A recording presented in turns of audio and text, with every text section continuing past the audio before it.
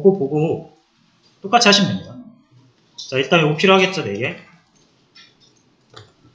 가져오고. 데이터 필요하니까 불러오시고.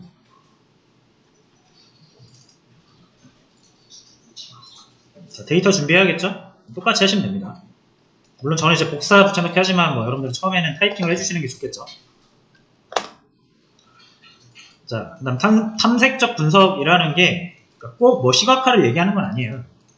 그냥 데이터를 그냥 전체적으로 쭉 훑어보면서 그 데이터에 대해서 파악하는 과정을 탐색적 분석이라고 합니다. 여기서는 뭐 딱히 이미 요거 3개는 보통 하는데 이미 똑같은 데이터를 우리가 봤잖아요. 그죠? 그래도 요거 3개는 일단 꼭 하는 편입니다. 그 다음에 가장 데이터가 많은 어종을 찾아야 되는데 요거 방법은 여러 가지가 있죠. PC에서 그 카운트 밸류라는 거 기억나시나요? 제가 스페시스를 넣어야겠죠. 밸류 카운트인가?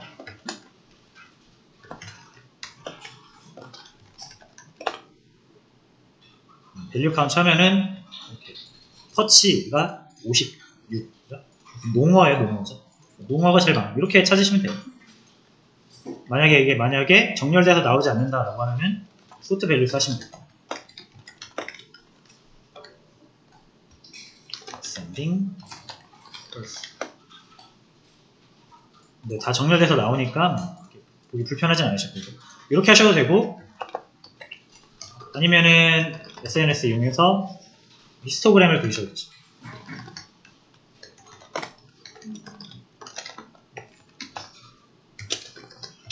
X축만 잡아주면 되는 거 아시죠? 이것도 똑같잖아요. 여기서 했던 거.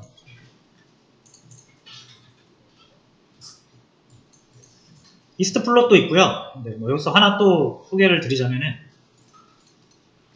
그 개수만 볼 때는 히스트 플롯도 있는데 카운트 플롯이라는 것도 있어서 이것도 쓰시면은 괜찮을 것 같아요. 방법은 똑같습니다.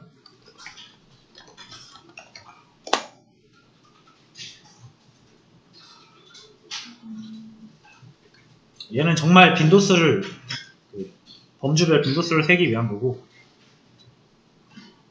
히스토그램은 구간별. 정확히 그러니까 히스토그램은 사실 수치에다 쓰는 게 정확한 거고 범주는 이렇게 카운트 플롯을 하시면 되는데 상관은 없어요. 결과가 나오긴 하니까.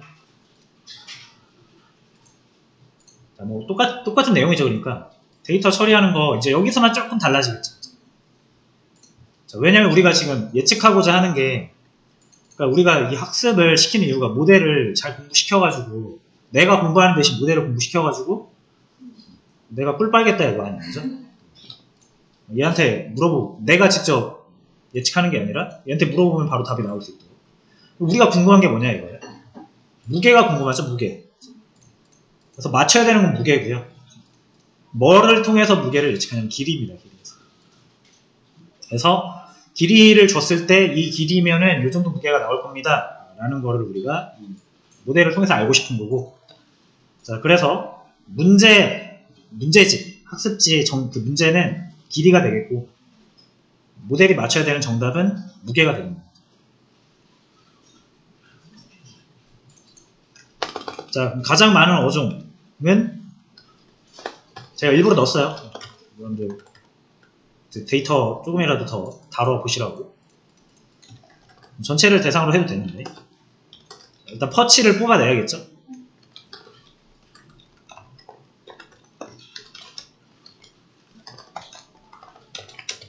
이거 다 했던 거잖아요. 그죠?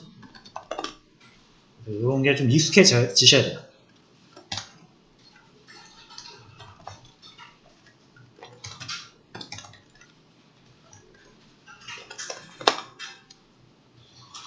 자, 퍼치에 대한 거고요. 자, 어종은 필요 없습니다, 여러분. 우리가 딱 준비해야 되는 건 2개예요. 길이랑 무게.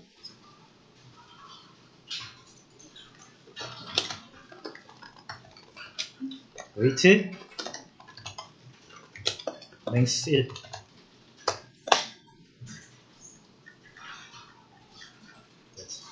됐죠? 이렇게 뽑으시면 되고요.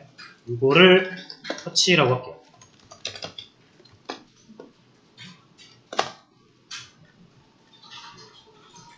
자, 그 다음에 학습 데이터랑 그 학습 데이터에 대한 정답. 지도학습이니까 정답이 무조건 필요해요.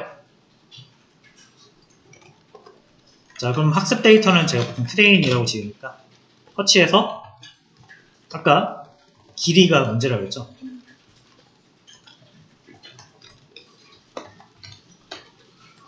이렇게 잡아주시고 학습용은 정답은 타겟입니다. 타겟. 제가 여기서 위에서 트레인이라고 했는데 타겟이 맞아요. 타겟 보통. 변수명이라서 크게 실행되는 데 문제는 없는데 보통 이쪽 도메인에서 쓰는 용어가 타겟이라고 합니다. 정답을. 우리가 맞추고자 하는 거, 예측하고자 하는 거. 타겟이죠. 목적.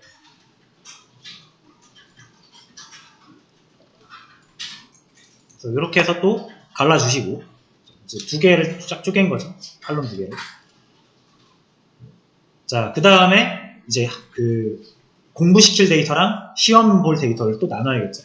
그게 아까 0.8 대 0.2였는데 그대로 할게요. 이때는 이제 SK런 불러와야겠죠. 모델 셀렉션.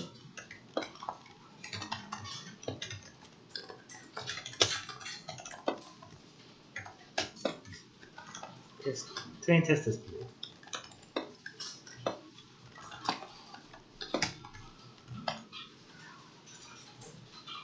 그러니까 요런 거를 굳이 막 외우려고 하지 마세요.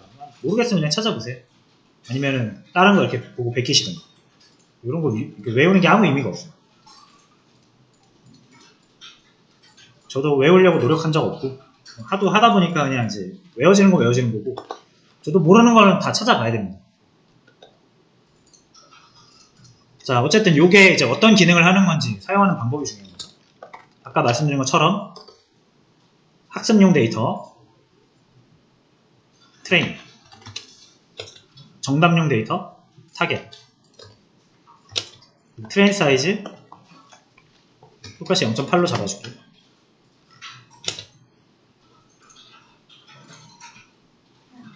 랜덤 스테이트는 42.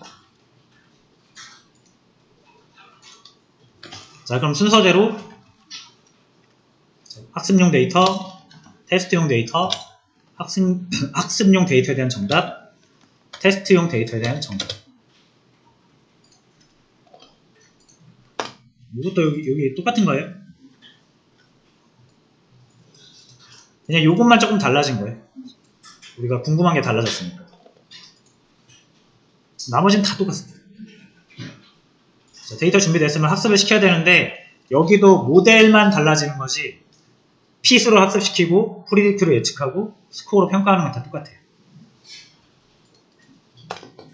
그래서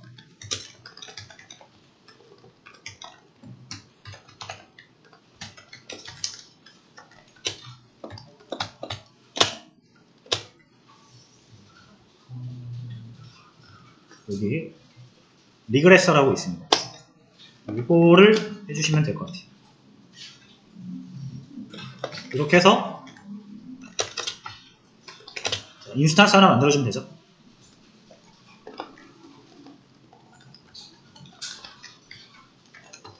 자, 핏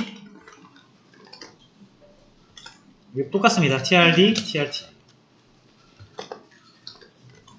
평가 KNR, 스코어. 자, 평가를 제대로 하려면은 이걸로 해야죠. TRD 말고 테스티, 테스티.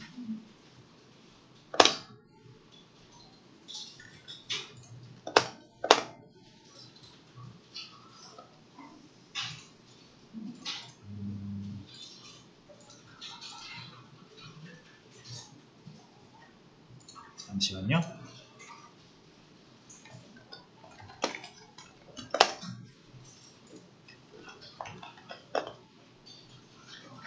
자, 여기 원래 학습 데이터엔 여러분 2차원 데이터가 들어가야 되는데 칼럼을 하나만 뽑다 보니까 1차원 데이터가 돼가지고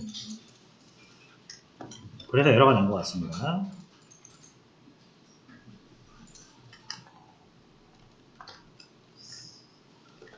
자, 요거는 어떻게 할까? TRD를 한번 데이터 프레임으로 만들어 줄게요.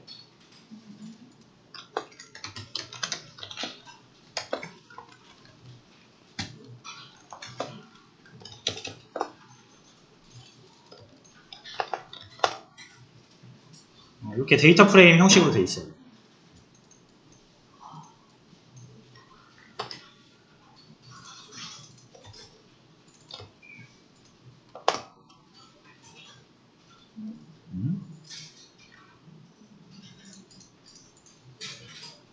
자, TSD도 그럼 바꿔야죠. 그죠? 그러니까 이게 학습할 때는 2차원으로 했다가 평가할 때는 1차원으로 하면 안 되잖아요. 그러니까 학습하는 방법이랑 평가하는 방법이 다르면 안 되겠죠. TSD도 바꿔줄게요.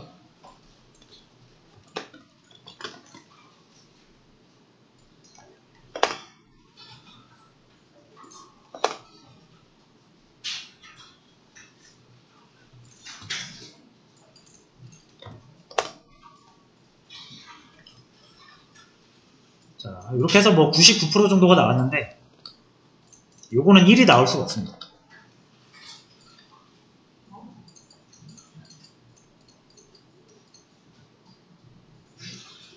자, 일단 이렇게 했는데 요게 조금 여기가 조금 걸렸을 수도 있겠네요, 여러분들이. 기본적으로 무조건 학습 데이터는 2차원으로 들어가요. 그러니까 2차원이라고 하면은 판다스에서는 데이터 프레임, 1차원은 시리즈죠. 그래서 타겟은 1차원, 학습 데이터는 2차원. 적어 놓을게요.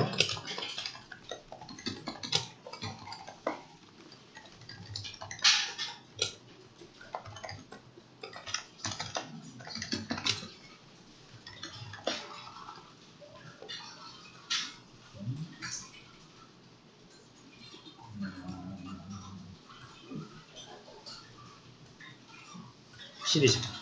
제 생각이 안 나서.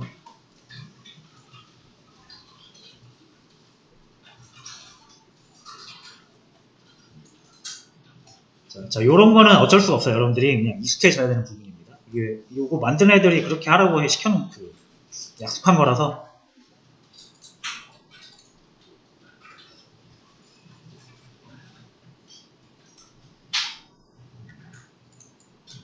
그렇죠? 자, 해서 평가를 한번 했으니까 99%의 확률로 맞춘다는 얘기 아니에요. 한번 예측도 해보겠습니다. 프리딕트. 여러분 얘네가 그러니까 이 모델 KNR 그 최근적 이 모델이 학습을 할 때 2차원 데이터로 학습을 했기 때문에 우리가 궁금한 데이터도 50이라고 해서 이렇게 넘겨주면 안 됩니다. 똑같은 2차원으로 이렇게 넘겨주셔야 돼요. 그래서 50 정도의 길이, 어떤 생선의 길이가 50이면 대충 무게가 1043이다 라고 예측을 한 겁니다. 이 모델이 뭐 한 30 정도라면 579 정도로 예측을 한 거고 99%의 확률이라고 되어 있어요.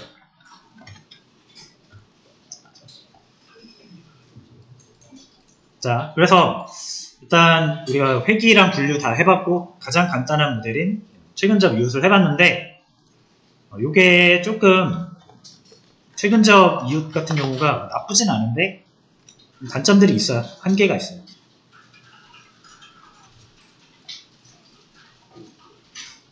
그래서 요거 한계를 좀 보려면 얘 작동 원리를 간단하게는 아는 게 좀 중요한 것 같아요. 그래야 자연스럽게 선형회귀로 이어집니다. 자, 일단 문제 한번 볼까요? 얘를 50이라고 했을 때 1043인데 그럼 얘의 2배 길이가 2배면은 무게도 한 2배 정도 되는 게 맞는 것 같죠?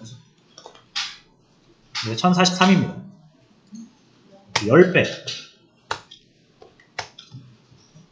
100배인가? 10배? 1043이에요. 근데 더 이상 늘어나지가 않죠. 문제가 있는 거죠, 확실히. 그래서 요게 당연하게도 여러분 농어가 이렇게 큰 농어가 있진 않겠죠. 그래서 이 최근접 이유도 엄청 이렇게 이상한 데이터에 대해서는 취약하긴 한데 이상한 데이터가 잘 안 나타나니까 원래 어느 정도의 성능을 내긴 해요. 근데 이런 이상한 거 하나 딱 나왔을 때 여기에 대한 대처가 굉장히 약해요. 그래서 이게 왜 그런지 일단 볼 건데 한번 간단한 시각화를 통해서 볼 거예요. 자, 그러려면 일단 그래프를 한번 다시 그려야 됩니다.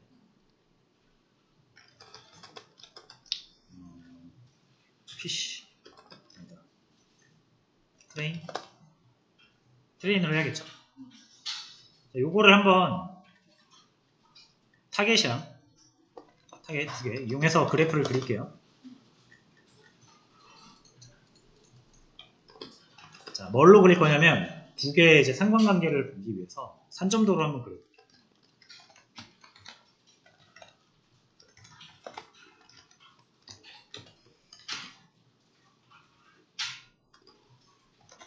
그냥 이렇게 넣는 게 낫겠다. 퍼치. 데이터는 퍼치로 할게요.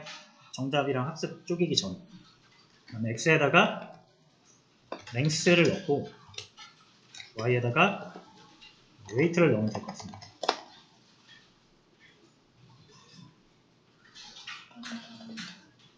이게 이제 농어의 분포예요. 길이가 작은 거부터 큰 것까지 좀 되게 다양하게 있습니다.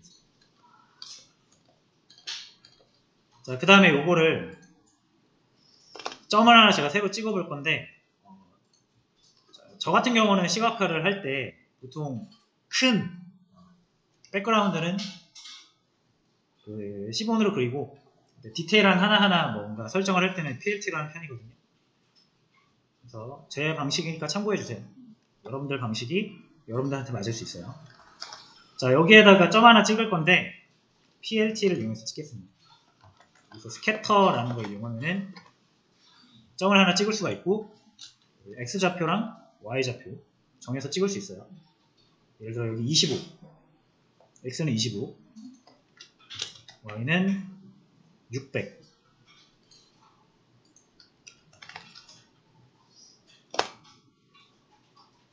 그다음에 여기 점을 하나 찍었습니다. 이렇게 찍을 수가 있고요.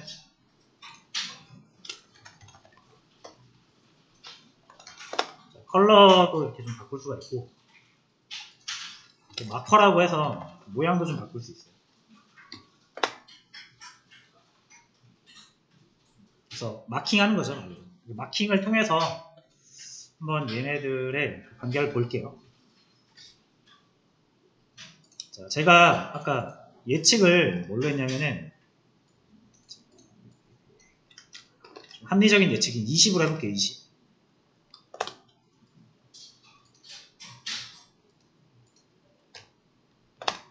자, 그럼 우리의 모델은 뭐 길이가 20 정도 되면은 무게가 123 정도 됩니다. 라고 예측을 한 거고요. 요 20, 123 찍어보면은 여기 위치가 나오겠죠.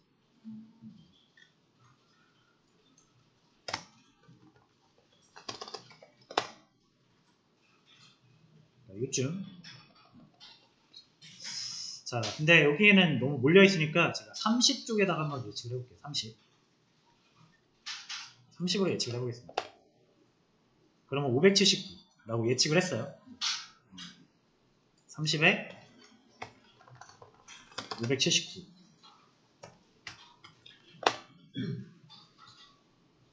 대충 여기 찍힙니다.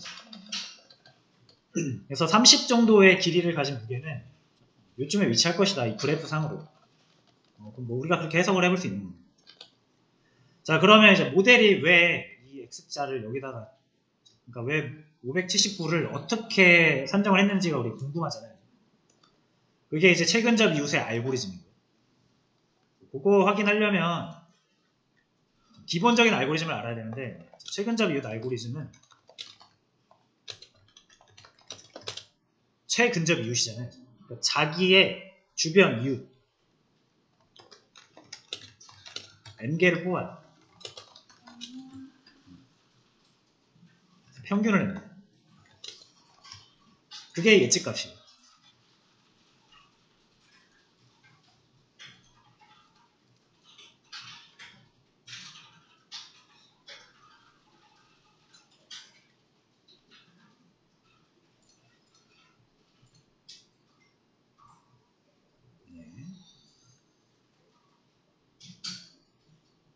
자, 됐고요. 그 다음에 원래 이제 요거 평균 내는 건 수치잖아요. 수치라서 요거는 회기일 때 이렇게 하는 거고.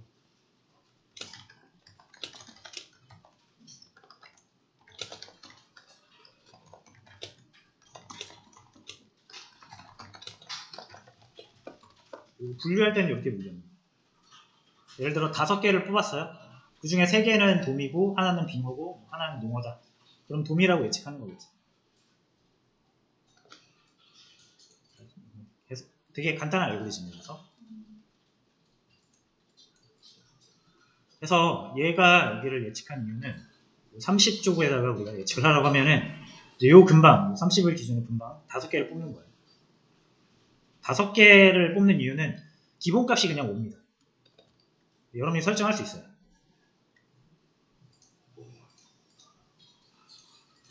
제가 한번 설정을 해볼게요. 여러분. knr. 이게 이제 속성값으로 그런 게 다 정해져 있습니다. k 네이버스. k 네이버스라는 속성이에요.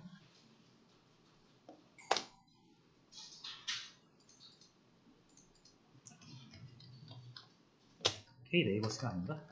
잠시만요.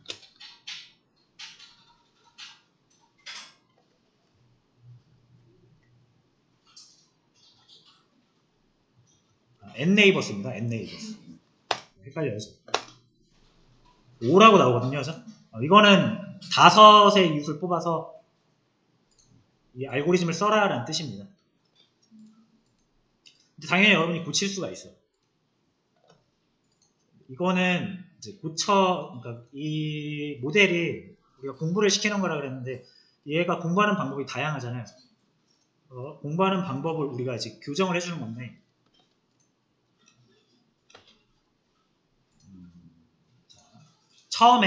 처음에 얘를 최초로 이제 데려온다라는 걸 만든다는 뜻이죠. 이렇게. 객체로 만든다는 뜻이죠. 그때 이렇게 nNeighbors라는 옵션 값을 파라미터로 이렇게 전달해서 세팅을 할 수도 있고요. 아니면 이미 기본값 5로 만들어진 애를 잡아다가 10으로 또 바꿀 수도 있습니다. 대신 이제 공부하는 방법이 바뀌었잖아요. 그럼 기존에 공부했던 거는 당연히 이 방식으로 공부한 게 아니니까 반영이 안 돼요. 그래서 공부하는 방법을 바꿨으면 다시 공부를 시켜야 됩니다. 그렇죠? 자, 그래서 알고리즘, 학습, 알고리즘에 영향을 주는 파라미터잖아요. 그렇죠? 우리가 직접 정해주는 거죠.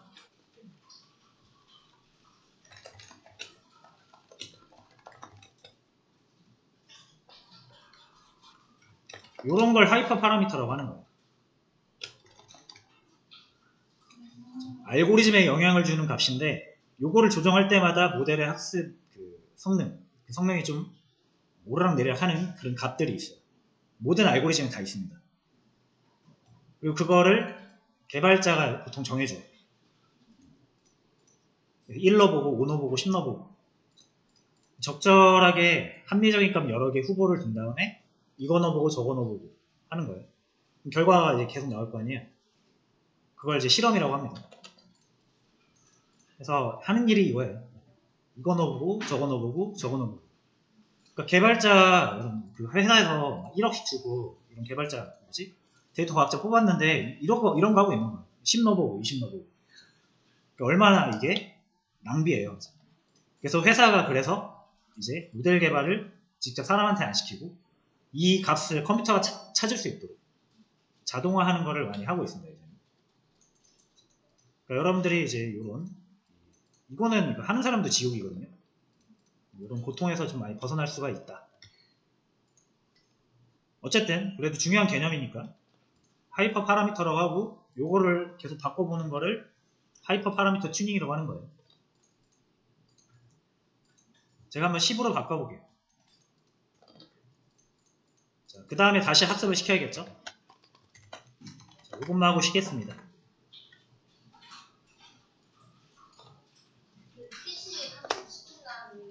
네.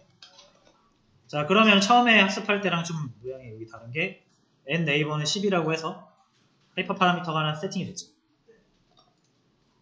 이렇게 확인할 수 있고요. 유놈으로 다시 스코어링 한번 해볼게요.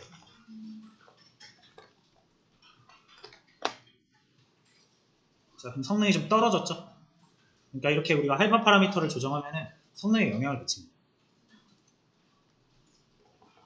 그러니까 잘못 계산한 거죠, 이건. 잘못 넣은 거죠, 튜닝을. 1로 해서 해도 더 떨어지죠. 그러니까 작게 잡는다고 올라가는 것도 아니고 크게 잡는다고 올라가는 것도 아니에요. 여러분들이 이 값을 몇으로 잡아야 가장 합리적으로 성능이 잘 나오겠냐? 이걸 어떻게 할 수 있어요? 결국 모델 알고리즘을 알아야 돼요. 이 모델이 어떻게 이 값을 추산하는지를 알아야 돼요. 원리를. 그래서 하이퍼 파라미터가 사실 좀 어려운 부분에 속합니다. 하지만 우리는 컨셉 정도만 이해를 하고 오토 ML을 쓸 거기 때문에 나중에 걱정하지 않으셔도 될 것 같고요. 자, 이렇게 해서 한번 해봤어요. 자, 어쨌든 지금 뭐 하다 이렇게 왔지? 요거 지금 한 개 얘기하다 왔죠. 그래서 원리가 그 주변 이웃을 잡아다가 하는 거다 보니까 제가 이제 100을 한번 찍어볼게요. 100 이렇게 100 그러면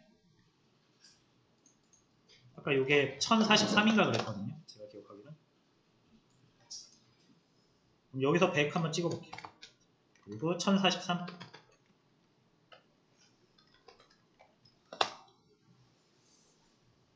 여기에 있다라고 지금 예측을 한 겁니다. 500으로 찍어도 1043이 나와요. 여기 있다고 예측을 해요. 자, 이럴 수밖에 없는 거 이해되시나요? 아무리 멀어져도 얘랑 제일 가까운 곳은 이 5일 거 아니에요? 그렇죠? 이웃이 안 바뀌는 거예요. 그래서 이런 한계가 있고 사실상 얘는 진짜 뭔가를 예측한다라기보다는 기존에 있는 데이터를 가지고 연산을 하는 거잖아요. 그래서 데이터가 많으면 성능이 굉장히 떨어져요. 그렇죠? 그래서 최근적 이 알고리즘을 우리가 최초로 한번 봤습니다.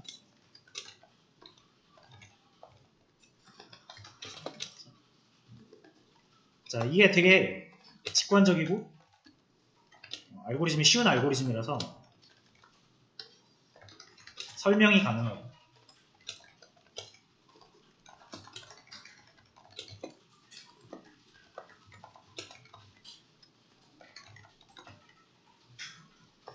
이런 장점이 있는 반면에 아까 보신 것처럼 이상 데이터에 취약하고 또 뭐였죠? 데이터가 많아지면 메모리 터집니다. 데이터를 다 들고 있어야 되거든요. 그래야 이웃들을 찾아서 계산할 수 있으니까.